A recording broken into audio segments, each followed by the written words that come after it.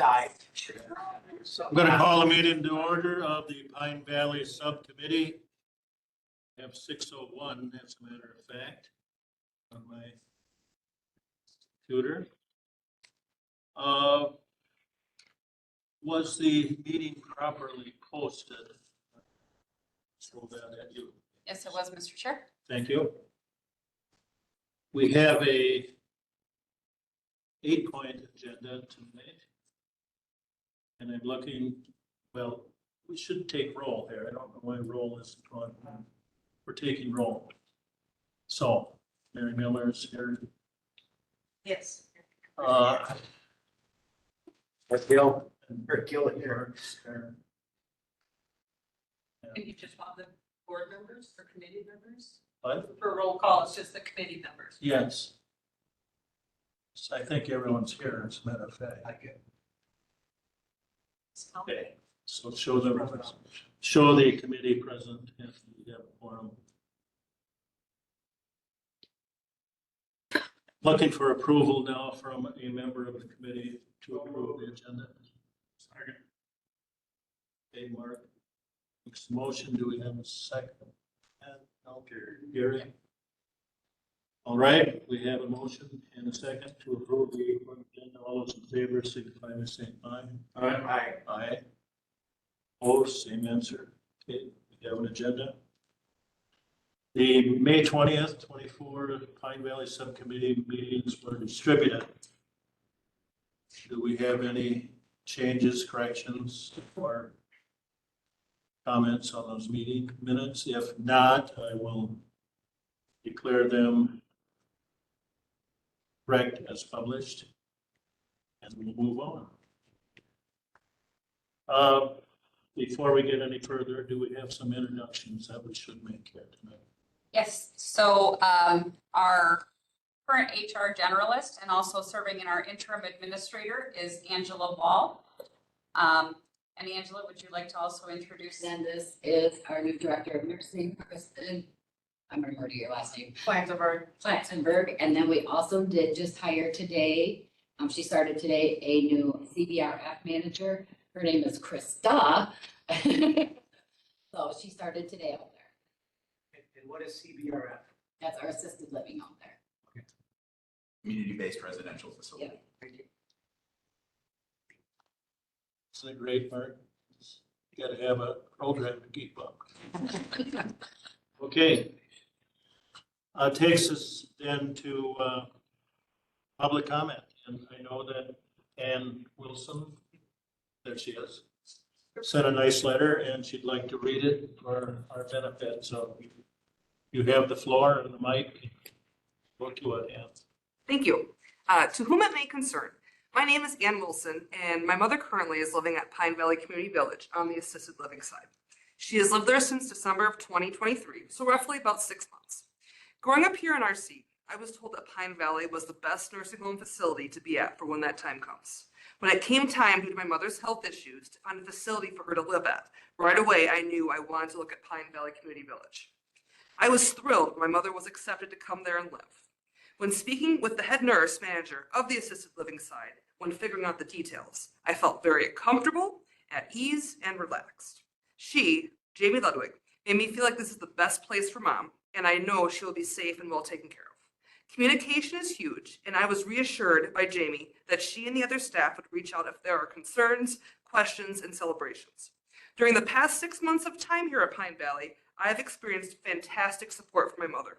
There has been lots of communication, kindness, collaboration, and that has given me a peace of mind that mom has the best support around her. I'm truly grateful for them. Throughout these past 3 to 4 months, I've been hearing of nurses and staff members at Pine Valley suddenly leaving their jobs. When I heard the news that Jamie Ludwig, who is the head nurse manager on the assisted living side, was going to be leaving Pine Valley, my heart dropped. What is going on here? Why are all these high quality, dedicated professionals leaving here?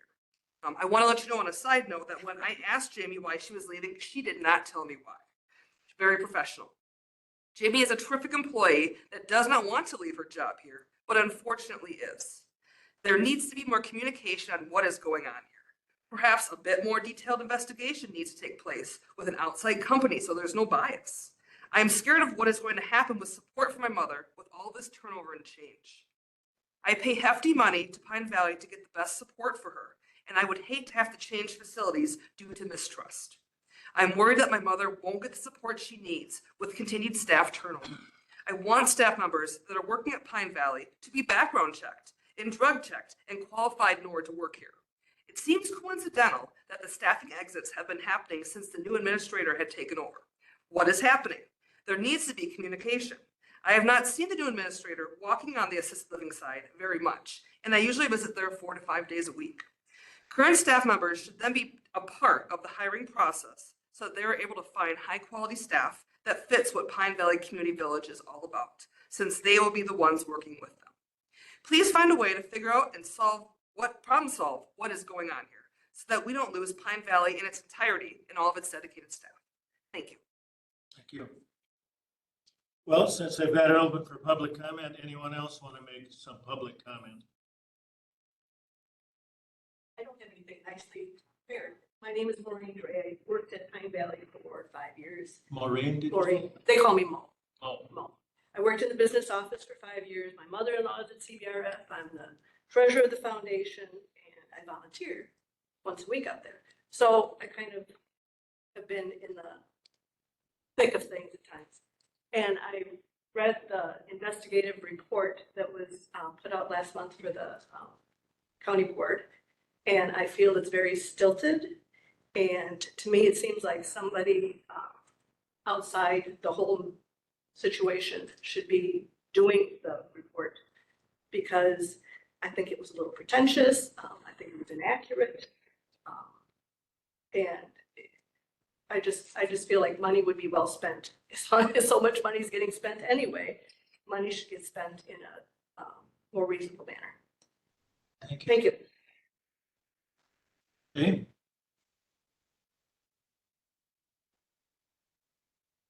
Do you want to speak as a member of the public? Yes, that's fine. All right. I guess, however I should do it. I think we should make it aware for people that don't read their emails. Identify yourself, Elaine, please. Pardon? Identify yourself. Elaine Hendricks. For those who didn't get the email or know what's going on, the Pine Valley administrator is no longer employed, just so everyone is aware of that. So that concern has been taken care of. My biggest concern is how we're going to correct this with the longevity employees that have dedicated so much to our community. And I just really want to apologize for them for all of this. And that's all I wanted to say. Okay.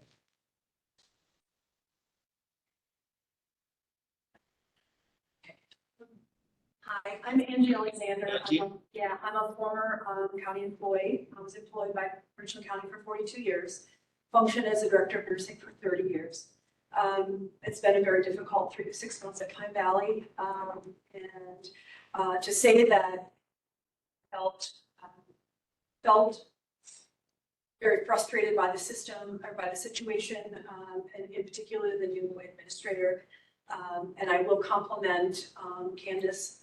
Anytime I asked to speak with Candace, she made the time and listened to me. When I use the word retaliation, I'm not referring to Candace. I want you to know that. But I was very much retaliated against within the facility while I was working there. And I am certain what happened, and this is my speculation, but I think Candace and others did their due diligence and followed up on the concerns that I brought forward, and that my administrator at the time knew very good and well where the information was coming from, and I indeed was retaliated against. I had peers tell me that she was sharing information that was very false to others, and basically implicating that she was targeting me.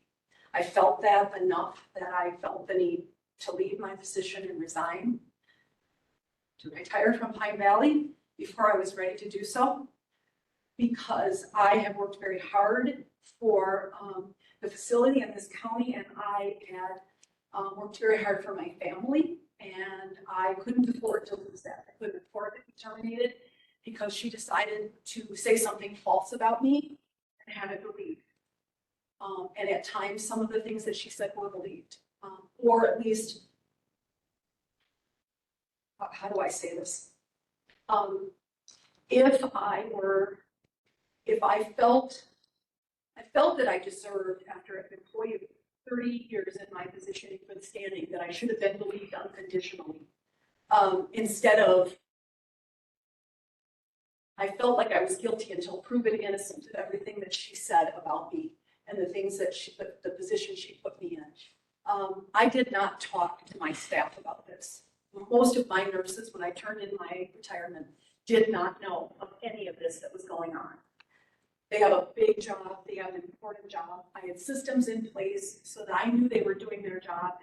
They didn't need to be burdened with what I considered my problem. I have never, in the 30 years I worked in a leadership role, ever was I unable to get along with somebody or figure this out, and I kept thinking that I would be able to. I felt I followed the right chain of command. I went to Candace when I had concerns. I also participated in the investigation, and I was as upfront as I felt I could be. But did I fear retaliation? I absolutely did. I read some of the report. I read most of it. I will be honest, I read it through tears. The part about the communication within the nursing department facility is absolutely misinformation. That doesn't mean that the investigator didn't write down what he was told. But I was never given the opportunity. Not once was I asked about our communication system within our licensed nursing department. I was not given that opportunity. Now, maybe I should have known that that was something that was coming up. I was shocked when I read that we didn't have a shift report. We absolutely have a shift report. We've had a shift report the entire time I've worked there, that we didn't have a communication tool to use when we have residents change of condition. We have a robust system like that that follows the American Medical Director's standard of practice.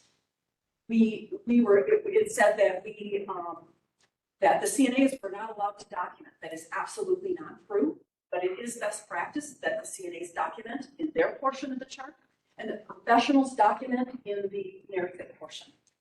So my concern and why I'm here tonight is we're struggling with census right now. We feel that wonderful family members like this are questioning whether or not the residents are getting the care they deserve and that they're safe. They absolutely always have been. They always will be, as long as you have the wonderful team you have at Pine Valley. They will be taken care of, and standards of practice are being followed. I was so taken back by reading that, because if I were a family member and I read that other nursing homes do this is standard of practice, but Pine Valley doesn't, I would start to question things. But it's not true. I was never asked. No, my nurse managers asked. Angie, you will be available for follow-up to this, I would hope. Yeah, I was told I'm no longer an employee of the county, so that I'm not privileged to some of the information. You're a county I'm resident. speaking to Dave as a concerned consumer and somebody that always has and always will love Pine Valley. All right. Thank you. Thank you. Thank you. Thank you for coming here tonight. Can't be easy to do that, so. Okay. I'm gonna call on Therese and handle the next part of this Pine Valley financials. First thing on the agenda is consideration of vouchers. Yes, and that will look like this. Let me give you a packet.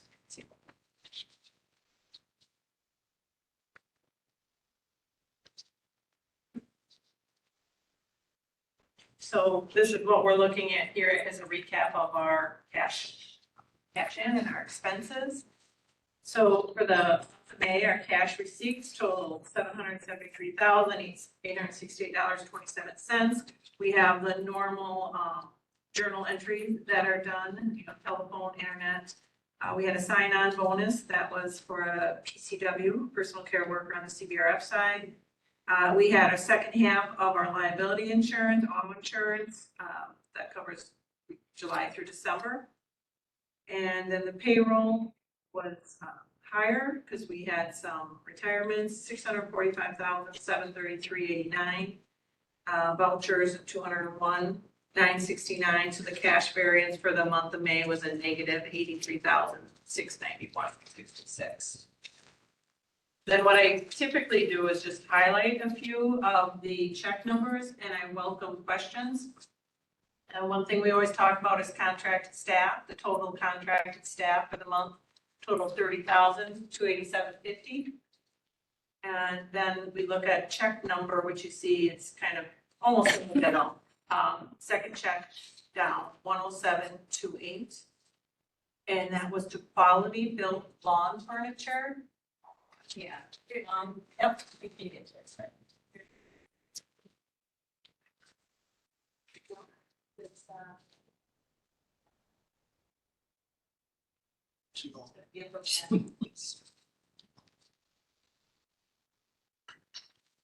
Did you say number 10728? It's down further, Miranda. It's way down in the packet. Thanks, vouchers. Not finding. Voucher listing, there we go. Thank you. Yes, I'm sorry, 10728 Quality Built Lawn Furniture. That we had a memorial from the Rowland Corporal family. And they specifically said they wanted it to go towards some furnishing. It went through the foundation as our donations do, most of them. So that was for $765 and the foundation will be reimbursing Pine Valley for that. Check number, we always go over the credit card. Check number 10794, $5,385.53. We spent some money in maintenance, to try to repair the ice machines. There's a couple of them in a big one in the dietary department. So we spent $246 on an ice machine water pump, $553 for filters and ice machine filters. And then we also spent $326 for a water pump for a dishwasher. Reservoir transducer, that was a big expense at $1,500. Dryer parts, $334, and a dishwasher assembly, $694. Down check number 10799, we're just so appreciative of our foundation. This is a new step for, in the therapy department. And it was for $4,989, and they have agreed to reimburse us a good share of that as well. That's all I have on the first page, but I welcome any questions, otherwise we'll carry on. And I don't have anything on the second page either that was out of the ordinary, but again, I know this is kind of just one of the first few meetings. Okay, Page 3, I do have check number 10841, John Sterling Associates. This is the Office of Inspector General Healthcare Background Screens that we do for all vendors and all employees because we receive federal funding. And that's an annual fee of $2,200. And then the next check, 10842 for JT and Associates for $1,300. He did our Medicare cost report. It was due May 31st. It did get submitted timely. And you will see he always divides up his bill. So most likely next month will be the other half of that bill for $13. And that's all I had. Unless anyone had any questions. okay, did Richard normally ask He did. approval of the vouchers? Yes. I will ask for approval. Motion to approve, Mr. Manning. Seconded by Pat Richland. All those in favor, signify by saying aye. Aye. Opposed, same answer. All right, we paid the bills this month. Okay. Accounts receivable trend report.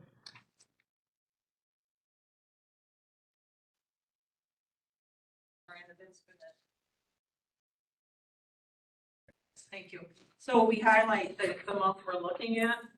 So you can see May there, and this is uncollected billing, but it also includes May. So we have it broken down by type, the private, Medicaid, Medicare, and so on.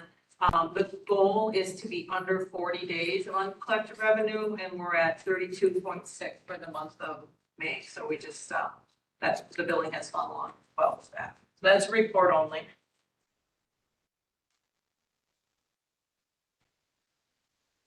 And census recap financial report.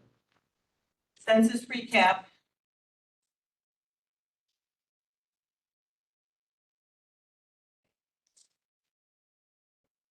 There we go. So you can see this is just snapshot. It shows our beginning and our end. note that our high, this is on the SNF side, our skilled nursing side was 62. So, you know, we did get up there, but, our average for the month was 59. Our CBRF remains full at 60 consistently. No, Teresa, I was asked by a board subcommittee member whether these figures are alarmingly low. Well, they're lower than last year.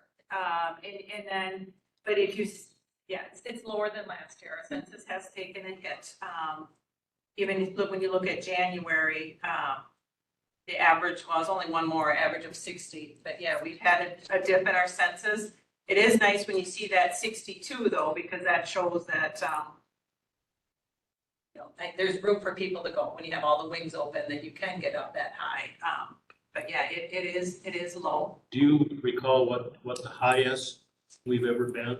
Well, it's nice if you look on the first page, it's a much smaller print, but you can see the 2023 averages down towards the bottom. And the average for 2023 was 64 for the skilled side. And we're not near that at this time. And our Medicare, we always take a look at that Medicare census, which is a higher payer, and it was average of 7 for the month. We had budgeted 11. Chair, can I ask a question? Yes, Mary. How many can you facilitate in skilled care? There's 80 certified beds. 80 certified beds. When was the last? Well, I don't know that we ever even want to be honest. 70? Yeah, 70, I mean, that we would have hit. I mean, when we're at 90% for occupancy, we can bill per bed hold. We haven't been at 90% since COVID. Yeah, I don't know that the average, I'm just looking if it's on 2023. That's okay. Yeah, I don't see that tell. I could follow up on that though. Oh, I was thinking that our averages were in the 70s when I was on the board 5 years ago. That would probably be right, because we were, a couple of years ago, before COVID, we were able to bill that often, so. And how many beds, no, I got the floor here. How many beds do you put aside for, Grace, what do you call it, hospice? I think that's a separate, and all, Always just, they're all together. The question is, how many beds do we save, maybe? Well, I think when Tom was telling how he did it is he always, when they got high enough that when there was not enough help to do, they had to cut down a little bit on census, that he always had a couple of beds eyed in case there was a hospice. Right. But, and that used to go, I think, to where the assisted living was, and now it's just in the mix, I think, isn't it? most generally, Yeah. yeah, they're usually on the skilled side. Okay. Thank you. Thank you for your question, Mary. It was Mary who asked that question, by the way. Okay, In the second half of the census is the financial report. It would be the financial statements. There we go, thank you. So you can see the front page, we talked about the average census and the Medicare and the CBRF. And then we always look on the page 1, we keep an eye on that cash account. And it's 10010, and there's 3,232,686.07. And the goal is to have 3 months of operating expenses in there, and we do. That equals 3.421, using the audited 2023 figures. And that's kind of all we look at through this. You see the capital improvement fund on there. And then we go to the last page, which has a recap of our statement of operations.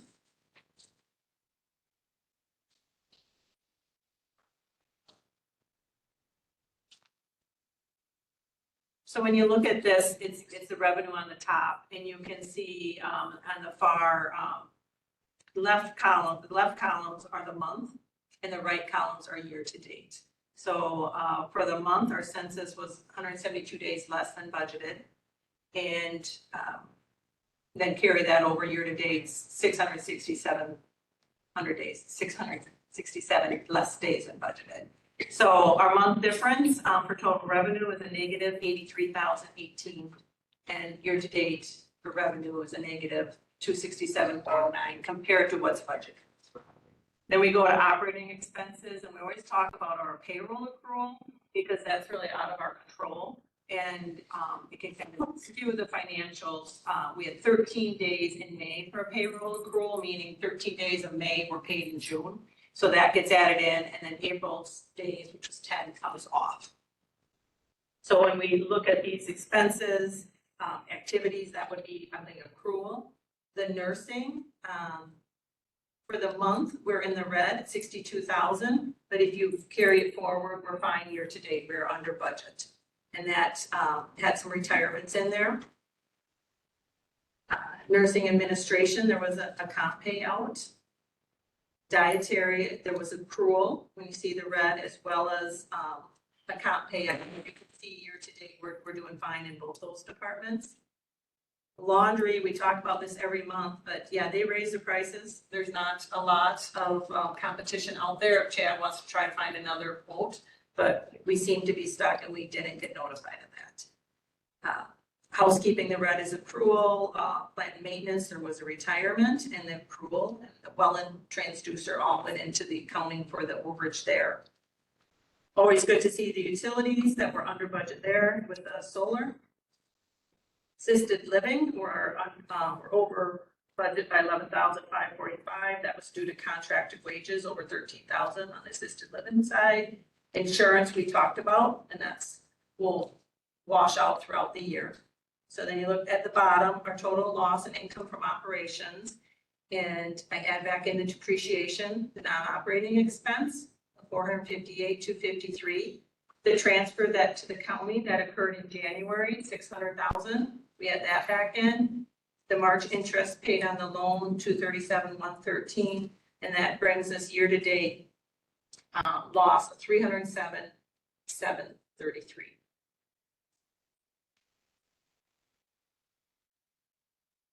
Okay. Any questions? I have a question, Marty. Yes, Mark, you know, I think last meeting, it was stated that 80% capacity is typical for this kind of facility. And following that, is that accurate or? You know, I know other nursing homes have been lowered census too, so I guess I don't know that without reaching out like to Leading Age Network or other nursing homes. But I believe that was stated at the last meeting, and my question is, you know, it sounds like we're under budget, and do we have any idea why we are, have less capacity than we imagined or forecast? Speak to that. I can't tell you why. Like I said, I'm just new to this. Sure. Company here. I do know that Krista and I are working on marketing issues. We're gonna have our social workers starting to go up and hit the fields. We're gonna get more community involvement. We're thinking of doing an open house with a lot of the new employees, invite everybody in. We're strategizing on how to get our census up. We're going within a 50-mile radius of Pine Valley. So, I mean, Okay. That's what we're doing for marketing.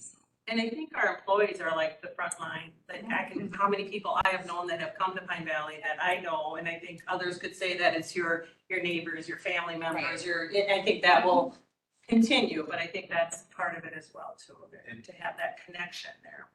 And I have close contacts at Encompass Acute Rehab, which is the national leader in acute rehab therapy.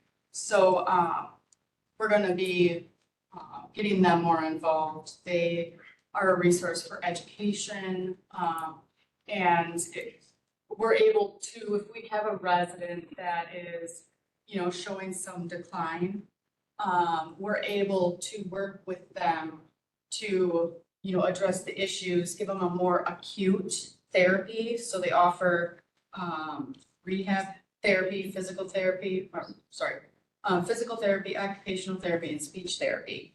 And the facility and the equipment are amazing. But in turn, then will be a resource to them for patients that maybe are still unsafe to go home and need, some additional support. So, yeah. So it's on his plans to Oh, yes. Yep. get it going. And I've also got some background in healthcare marketing. So, Great, thanks. And the last thing, and you don't have to listen to me anymore, is the cash flow. And this is a recap of our years to date in comparison to last year. So for May, like we talked about the cash receipts, 773, the expenses, and so that were negative 83,692. We had the second half of the insurance that was in with our Mays. There was some retirements that was in there. So that kind of explains that. And we just hope to recover throughout the next 2 months from this. That's all I have. Okay, thank you. SP. Well, we did have a call with Brian Chainick, and he did ask for the methodology that was used for the SP recoupment. He asked all the right questions. It wasn't a mistake. So when we took that, you probably remember, Marty, in December, we agreed to take that 143,000. And at the time, we said there is a chance in June, if our Medicaid rate is high, we don't lose enough money, that they'll take some of or all of it back. Well, they're taking back 84,000, and you'll see that in the June financials. We got that set to go. Larry agreed, let's just rip off the Band-Aid, get it all at once and be done with it. So it is, there's nothing we can do So about that. can you give an explanation beyond what you just gave?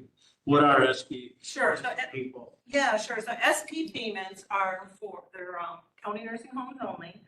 And you get money, and it's based on this formula of how much you're lost per Medicaid. The state basically. Yes, for Medicaid, which is assistance only. And then they increased the Medicaid rates significantly in July of 2023.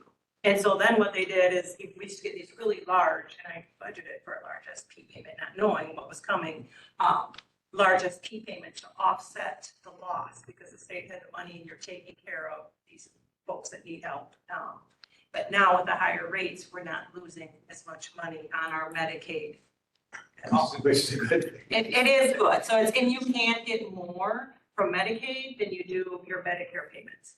So if you add that. So that being said, it's based on all of the county's financials. Once they're submitted in December, we still may get a payment because there is a large pot of money there. And then it will be based on our 2023 financials. 2022, we had a good year. 2023, it'll be based on that. So. Mr. Chair. Yes. And Mr. Gill, that was also in that report from last month. It showed that graph where the payments were really significant and then they were down to almost nothing. Unfortunately, or fortunately, depending on how you look at it. Kind of based a on counting, not a gimmick, but a change basically. Right. It's just a different way of giving us the funds.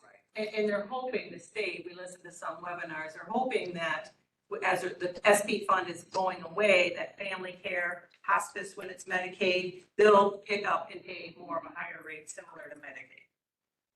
Thank you. Yes. So Teresa, I got a question. So like in the ambulance, you have to charge this astronomical price to get the most from Medicare, Medicaid.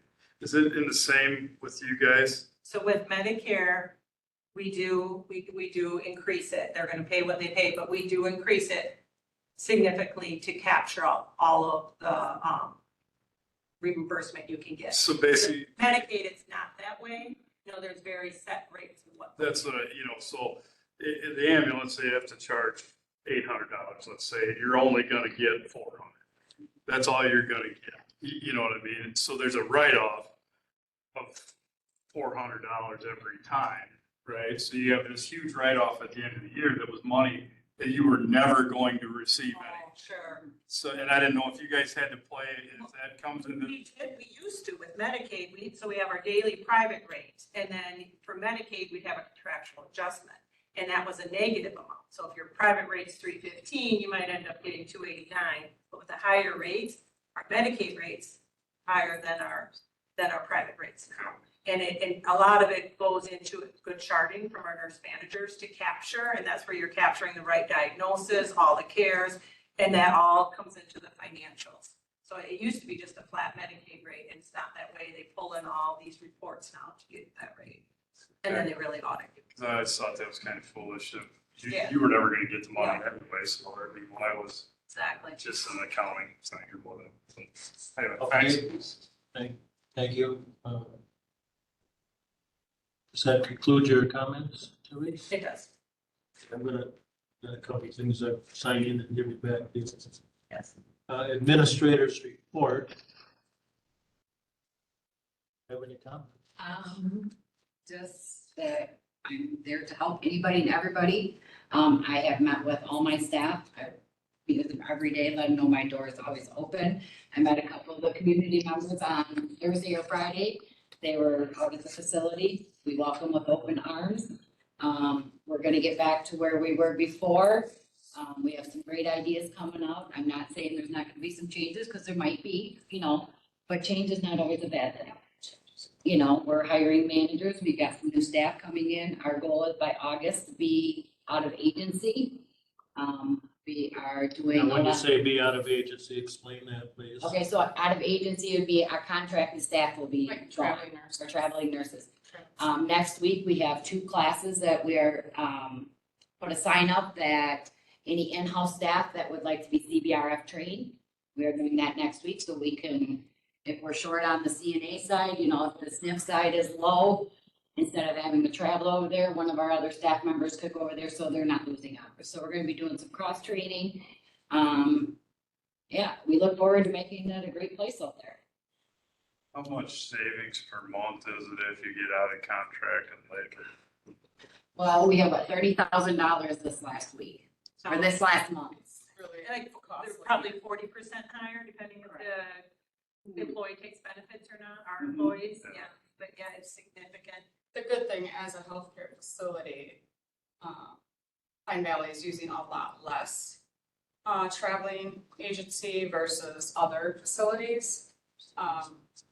And then I also wanted to, introduce myself a little bit more and give you guys some insight as to who I am, where I came from. So my name is Kristen. I've been RN for over 20 years. My home base has always been emergency trauma. I did flight for 3 years. I have been involved in 4 big mass casualties as the command in the state throughout the last 2 decades. I have ran 32 bed ERs and more. I've got experience in wound care, complex wound care, along with pre and post-op surgery, ambulatory surgery, med-surg, and a few more. But I am very big on leadership. I have been fortunate enough to be a part of teams, true teams that came together, and literally miracles have happened. And that is my priority and goal, is to bring everybody together and make them into a team. And I will back them 100%. Okay, thank you, Mark. I guess I don't know if there's a right place for it, but we've heard some serious public comment, and I'd like to get Mike a chance to respond to some of the comments or whatever, and also to respond to, are we going to respond to some of the concerns, let's say, that were voiced here, so. You're asking me? Well, It- yes, Well, you're in charge, Mary. we're gonna cover the agenda. Okay, I'm just saying, it's where do we have, where's the point to put that in? So we're at administrative report right now. No, we- it'll be discussed, I guess, and then it will be forwarded. I asked Angie if she'd be available for follow-up, and I'm sure she will be. And May I say something now, or would that? yes, you may. You go ahead. First of all, I just want to congratulate Kristen on your new position. I had the opportunity to meet Kristen as she was going through the interview process, and she seems like a lovely young I'm woman filling who some big has. shoes. What's that? I'm filling some big shoes. I offered then and continue to offer now any support that I can offer because to me, that position is very important. And she has a wonderful team that will support her. And I just want to make certain that you know that I am available. I'm to answer questions. I have done so for Kristen Harris, who is serving in the interim, and I've watched her really learn so much during that process and has been so receptive. So just welcome. You are stepping into just a wonderful facility with a wonderful team. You will do great. I met Angela. So pleased with your approach to things as well. Again, I know I'm just a community member, but I'm a community member that's very invested in Pine Valley's future. Oh, thank you. I really appreciate that. And Mark, going forward, I would guess that we're going to perhaps this will be continued on future agendas, but this may be continued on county board. It's not coming for an agenda for tomorrow night. There's a closed session. Okay, I was just told there will be closed session tomorrow night at the county board. Okay, great. Closed sessions are great for county board members. They kind of leave the public out in the cold. And that's the difficulty in bringing this all together. But we will. Okay, We'll that's get fine. We'll get to the bottom of it. That's what I'm. Find some resolution. Yeah. I know we will. Marty, could I just say? You may. Could I speak a minute? I've worked with these gals. I've worked with them. And I can't tell you how grateful I am for the likes of these people working at Pine Valley. Angie, I've known for, what'd you say, 42 years? Probably you worked as a nurse for me for a while. I when did, you came back to yes, work. I did. And an honorable group, and they are very close. And I'm glad to see them here. And I just hope we can all appreciate this kind of a miserable situation, that we still have some really strong people that are willing to work. Very much so. That's it. Thank you, girls, for coming too. Okay. We're deleting, I guess, the electronic health records report. Have nothing to comment. Just before we adjourn, can we talk about next month's meeting, because it's just on a different, if that works for everyone. Somebody's gonna be going on vacation, I think. But if we could, July 22nd, it would be. Yeah. That works. Right, July 22nd, next meeting. Okay, brings us to Mr. Manning. Thank you. Do you have a second? Second. All those in favor of adjournment, signify by saying aye. Aye. Opposed? We are adjourned. Thank you, everyone, for your attendance and concerns.